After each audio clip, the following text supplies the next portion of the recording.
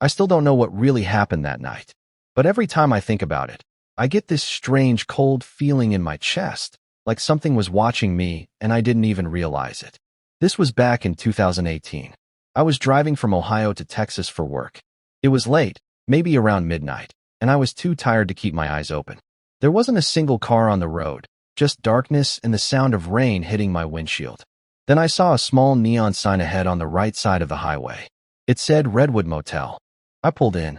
The place looked old, cracked pavement, half the lights were out, and there were only 2 cars in the parking lot. I walked into the office. It smelled like wet carpet and coffee that had been sitting too long. An old man came out from the back. He looked at me like he wasn't expecting anyone. "Just one night?" he asked. "Yeah," I said. He nodded and slid a key across the counter. "Room 5. Don't mind the noise. Wind gets bad around here." That line stuck with me later. Don't mind the noise. The room was small, but fine. The TV didn't work. The heater made a ticking sound, and the window blinds rattled every time the wind hit. I was too tired to care. I fell asleep almost instantly. Sometime around 2 a.m., I woke up to a sound. It was soft, like footsteps, slow and uneven, just outside my door. I stayed still. The steps stopped, then started again, moving from one end of the porch to the other. Then silence. After a minute, I got up and looked through the peephole. No one was there. Just the dark parking lot and the light flickering near the office.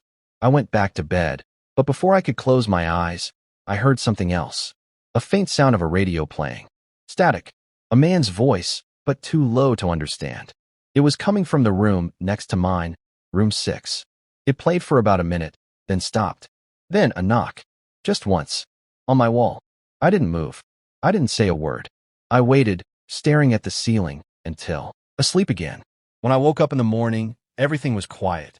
The air felt heavy, like the place hadn't seen sunlight in years. I packed my things quickly and went to the office to check out.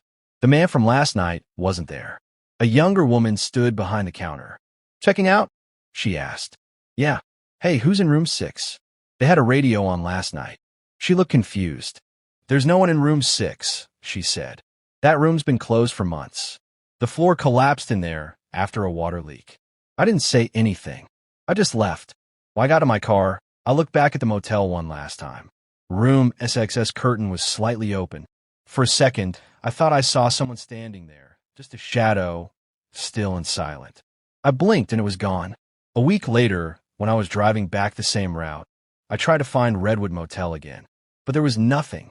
Just an empty lot, overgrown with weeds.